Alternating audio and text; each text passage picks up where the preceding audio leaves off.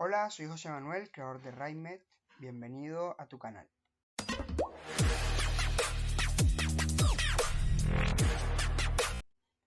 En el video de hoy vamos a hablar sobre dengue. El dengue es una enfermedad viral aguda, endémica, que tiene una alta distribución a nivel mundial, sobre todo en áreas tropicales. Es transmitida por la picadura de la hembra del mosquito del género Aedes, más exactamente del Aedes aegypti, y es la arbovirosis más importante a nivel mundial, no solamente por su distribución, sino también porque genera una alta morbimortalidad, además de que tiene un impacto económico bastante significativo. Hasta agosto del presente año, el 2022, se han presentado 40.114 casos confirmados de dengue en mi país, en Colombia, de los cuales el 50.7% de los casos han sido catalogados como dengue con signos de severidad. Próximamente voy a estar explicando qué significa esto. Sin embargo, pueden tener en mente, como un dato introductorio, y es que un dengue con signos de severidad es un dengue bastante avanzado que, si no es manejado de forma oportuna, puede generar una alta morbimortalidad. Ahora, existen 5 tipos o subtipos de dengue, enumerados del 1 al 5, el DEN 1, 2, 3, 4 y el 5.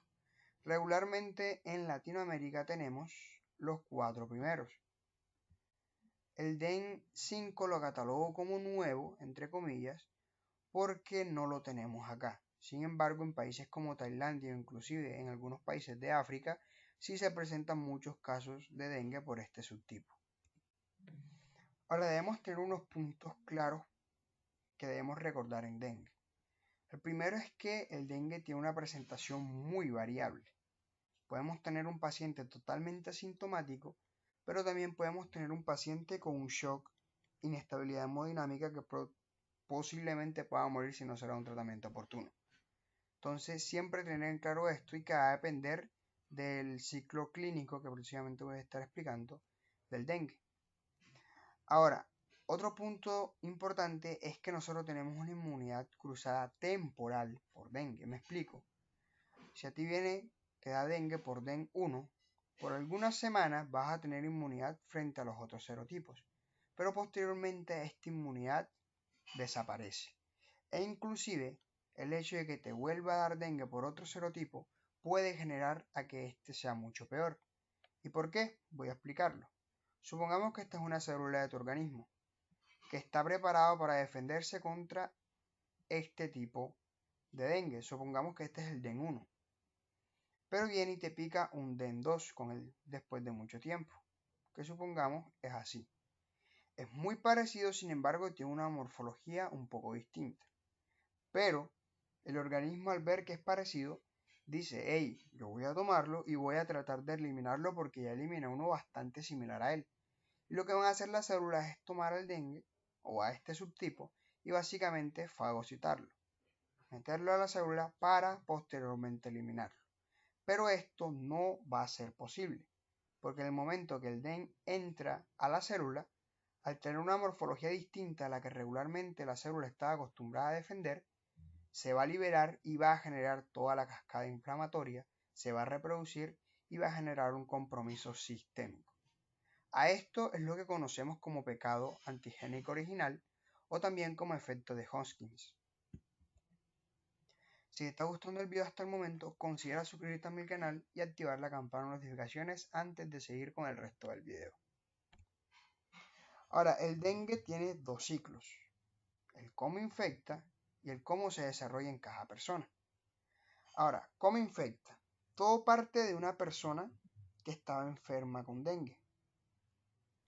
Va a llegar un mosquito infectado, la va a picar y se va a infectar con el dengue. Posteriormente, este mosquito que está infectado ahora pica a una persona sana y esta persona sana pasa a estar enferma. Y así se repite el ciclo. Entonces, persona enferma, lo pica un mosquito, el mosquito transmite esa infección a otra persona y así sigue el ciclo.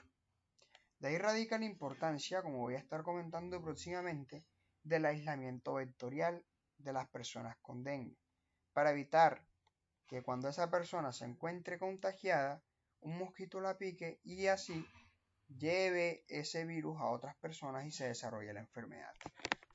Ahora, en la persona vamos a tener identificadas 3 fases en el dengue: la fase febril, la fase crítica y la fase de recuperación. Vamos a centrarnos primero en la fase febril, en la que, como su nombre lo indica, la temperatura va a ser el síntoma más importante. Vamos a tener una elevación de la misma. A su vez, esa elevación de la temperatura puede llevar a la persona a una deshidratación si no recibe líquidos de manera oportuna, que de hecho es uno de los pilares del tratamiento del dengue. Otro punto importante en esta parte de la fase febril es que la viremia es mayor en los primeros 3 días. Entonces, es justamente esos días donde debemos realizar el aislamiento bacterial de los pacientes, es decir, colocarle los populares toldos que le llaman acá en mi país, que es para evitar que el mosquito llegue, pique a la persona y se dé la diseminación de la enfermedad.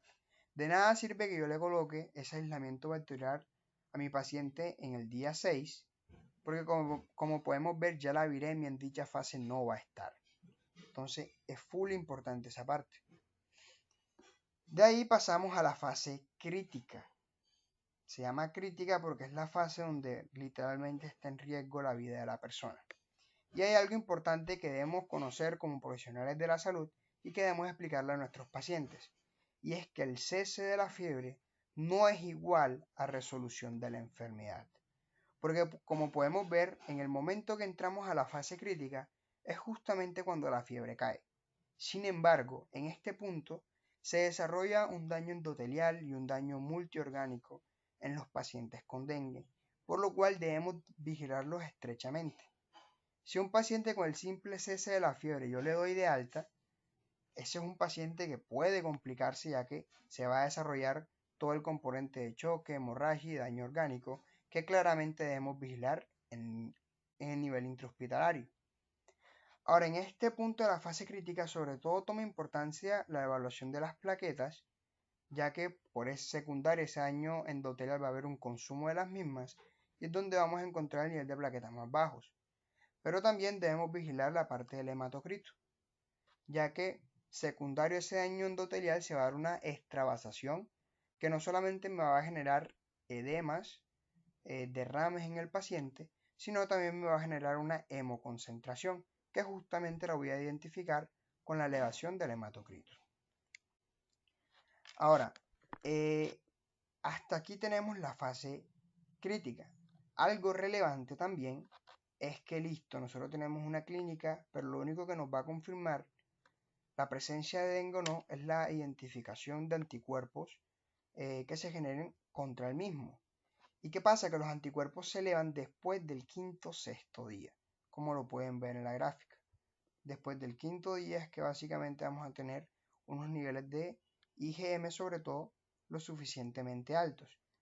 ¿Por qué es importante esto? Porque si yo tengo un paciente en el día 3 o 2 con fiebre, estoy pensando en dengue, y le mando a hacer una IgM y sale negativa, no me descarta la enfermedad, ya que no estamos llegando aún al punto máximo.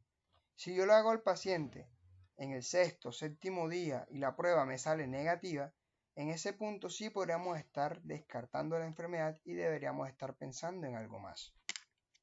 Posterior a esta fase crítica va a venir la fase de recuperación, que es cuando nuevamente las plaquetas se normalizan, el hematocrito disminuye y se da una reabsorción de los líquidos que se habían extravasado por ese daño endotelial que se genera en los pacientes con dengue. Ahora, cada una de estas fases, sobre todo la fase febril y la fase crítica, va a tener unas manifestaciones clínicas que nos van a ayudar a identificarla, que es justamente lo que vamos a hablar ahora. Entonces, ¿cómo identificar un caso probable de dengue? Lo primero es tener el nexo epidemiológico. Lo definen como un paciente que vive o haya viajado en los últimos 14 días, que es más o menos el periodo de incubación del dengue, a una zona de transmisión conocida de dengue, es decir, un lugar donde haya casos de dengue ya conocidos. Si no tenemos esto, podemos tener la clínica, pero si no tenemos el nexo epidemiológico va a ser difícil llegar al diagnóstico. El otro criterio es una fiebre de 2 a 7 días de evolución. Y además de estos dos, debe cumplir con 2 o más de los siguientes. náuseas y vómitos, exantema, cefalea, dolor retroorbitario, mialgias, artralgias, la prueba del torniquete, que pues ya poco la hacemos, pero básicamente era que se le colocaba una presión en el brazo al paciente, puede hacer con un tensiómetro durante algunos minutos, y luego que se le retiraba dicho tensiómetro, pues se le notaban unos punticos rojos, es decir, unas petequias, que me daba una prueba de torniquete positiva. Básicamente me identificaba pues ese daño vascular que está generando el dengue en el momento en el paciente. También la leucopenia es bastante importante y nos ayuda a hacer el diagnóstico diferencial en el caso de pacientes que lleguen con fiebre.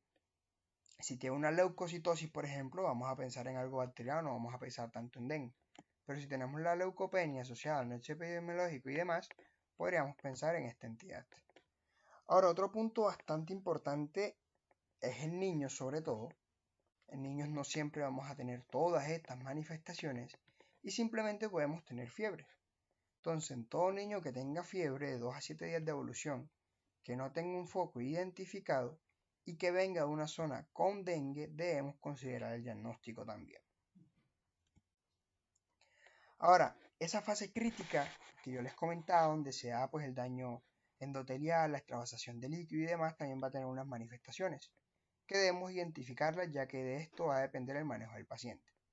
Podemos tener un dolor abdominal espontáneo, vómitos persistentes, es decir, que no cesan, sangrado por mucosas, policerositis, letargo o irritabilidad, hepatomegalia mayor a 2 centímetros, hipotensión postural o lipotimia, una elevación del hematocrito, aquí me faltó, pero es aproximadamente un 20% del basal.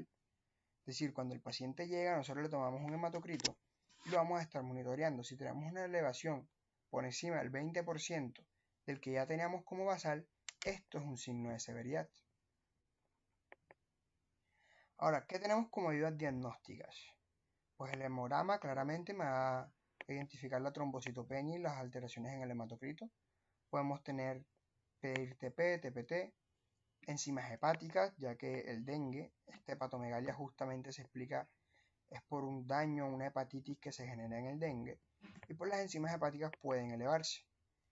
Imágenes, ya esto no es algo que se le solicita a todos los pacientes, y hay que individualizar un poco. Si el paciente tiene un derrame pericárdico, estamos pensando en un derrame pleural, en asitis o en alguna complicación del dengue, pues en estos casos que las vamos a solicitar. Puede ser un ecocardiograma, ecografía abdominal, RX de tórax, inclusive electrocardiograma. La IgM, pues es lo que nos hace el diagnóstico, es lo que más tenemos accesibilidad. Sin embargo, siempre recordar que se eleva después del 5.º día, no solicitarla antes porque puede salir negativo. Y la PCR, que es la prueba más sensible y específica que tenemos, sin embargo, es bastante costosa y no está disponible pues en todas las áreas, por lo cual nos quedamos para hacer el diagnóstico confirmatorio con la IgM. Siempre hay que individualizar a los pacientes con dengue, no solamente para las ayudas diagnósticas, sino para el tratamiento, que lo voy a estar comentando a continuación. Entonces tenemos un paciente con dengue. Lo primero que debemos definir es si es un paciente que requiere o no requiere hospitalización. Esto basado en si el paciente tiene signos de alarma de entrada o si tiene alguno de los siguientes. Si es menor de 5 años, mayor de 65 años, si está embarazada o si tiene comorbilidades, si tiene enfermedad renal crónica, hipertensión, diabetes y demás. Si no cumple con ninguno de estos criterios, se le puede dar un manejo ambulatorio. Sin embargo, si cumple con alguno de estos criterios o tiene signos de severidad ya de por sí identificados, se le debe hospitalizar a ese paciente.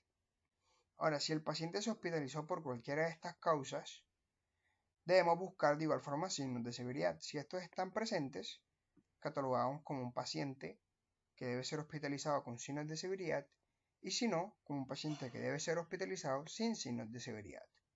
Hay un apartado en aquellos pacientes que no solamente tienen signos de severidad o de alarma, sino también que tienen manifestaciones de shock, como ser una hipotensión bastante marcada, un llenado capilar lento, que tengan letargo, etc., pues eso es un paciente que se cataloga como crítico y que va a requerir un manejo un poco distinto. Respecto al tratamiento, el manejo ambulatorio, reposo en cama, una hidratación, sobre todo que tome mucha agua a los pacientes, acetaminofén, importante esta parte, los AINES y el ASA están contraindicados en el dengue porque pueden generar efectos adversos. El único medicamento que vamos a suministrar para la fiebre y demás es el acetaminofén. Además de esto, son pacientes que requieren valoración cada 48 horas. Son pacientes que, como voy a estar comentando más adelante, cuando la fiebre cese, recordemos que es el inicio de la fase crítica. Entonces, un paciente que va a tener que venir a urgencias para que lo reevaluemos e identifiquemos si debe quedarse hospitalizado o si puede seguir con su tratamiento ambulatorio y con las respectivas recomendaciones. Ahora, si tenemos un paciente hospitalizado, pues tenemos sin o con signos de alarma. Si no tiene signos de alarma, pues ingesta de líquidos normal. Si tolera vía oral y no está vomitando, se le da líquido vía oral, sino intravenosa. Reposo en cama y control de signos vitales, incluyendo aquí en signos vitales no solamente la frecuencia cardíaca, tensión arterial, frecuencia respiratoria, saturación de oxígeno, temperatura, sino también la diuresis, porque son pacientes que están recibiendo líquidos. De hecho, los líquidos son el pilar fundamental del tratamiento con dengue y se debe monitorear cómo está recibiendo esos líquidos el paciente. Y una de las formas más fiables de identificarlos es a través de la diuresis, que debe ser entre 0.5 y 1 cc por kilo por hora como mínimo. Ahora, si el paciente tiene signos de alarma, debe ser tratamiento intravenoso, se le debe monitorear los signos vitales y también se debe realizar un monitoreo de plaquetas y hematocrito, preferiblemente cada 12 horas, como seguimiento para identificar que el paciente no esté sangrando y que todo marche bien. Ahora, el paciente crítico, líquidos, IV, sobre todo bolos. En niños se pueden hacer bolos hasta de 20 cc y en adultos de hasta de 500 cc, inclusive mucho más, refiere a algunas literaturas.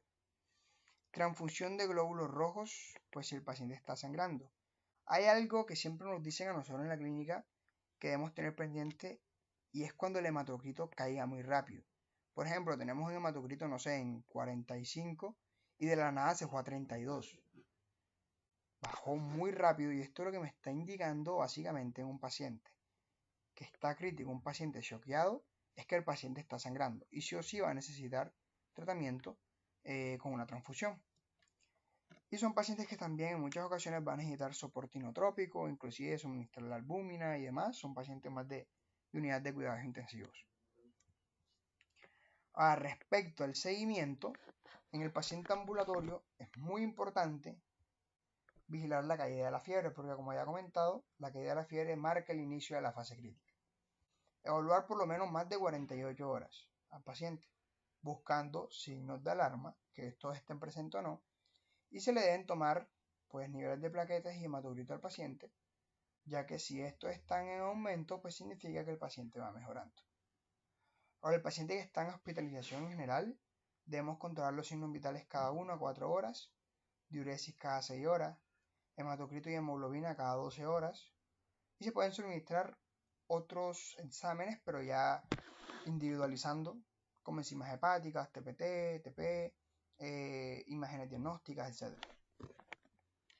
En el paciente crítico de igual forma se va a vigilar todo lo anterior, pero recordemos que es un paciente que está en cuidado intensivo, entonces quizás va a necesitar un poco más, como albúmina, ecografías pensando en derrames, niveles de electrolitos, gases arteriales y demás, pero siempre quedando con lo básico y es que debemos individualizar todos los pacientes. Ahora me encontré con esto que son los criterios de egreso según la última revisión colombiana respecto a dengue. Me pareció pues bastante chévere e indicado traerlo. Primero, ausencia de fiebre durante 24 o 48 horas. Yo este valor no estoy tan de acuerdo, lo elevaría por lo menos a 72 horas. Porque recordemos que pues estamos en una fase crítica, una fase que se puede extender inclusive hasta los 8 días. Si hay una mejoría clínica del paciente, un mejor estado general, el paciente está comiendo bien, un buen gasto urinario, estabilidad hemodinámica y no hay signos de dificultad respiratoria. Si hay un aumento de las plaquetas o inclusive también de los leucocitos y si hay una estabilización del hematocrito sin líquidos, todos estos serán criterios de egreso en los pacientes. Ahora, respecto a los diagnósticos diferenciales con dengue, pues te genera fiebre, te genera exantema y con ello tienes un montón de entidades que también te lo pueden dar. De las más relevantes quizás en niños, las enfermedades exentemáticas, siempre tener en cuenta sarampión, rubiola, parvovirus, etc. Otros tipos de arbovirosis, súper importante, como la fiebre amarilla, malaria inclusive, la leptospirosis, sepsis, neumonía también, y otras enfermedades como la enfermedad de Kawasaki, etcétera. Pues todo esto me puede dar manifestaciones bastante similares a la del dengue. Sin embargo, siempre tener en cuenta, si estamos en una zona con dengue o si el paciente viene a una zona con dengue, en lo primero que debemos pensar es en eso, por el alto compromiso en la salud que tiene el paciente. Si descartamos el dengue, pues ya vamos a buscar cualquier otra de estas causas. Con esto hemos terminado el video de hoy, espero que te haya gustado. Si es así, considera suscribirte a mi canal y activar la campana de notificaciones. Hasta la próxima.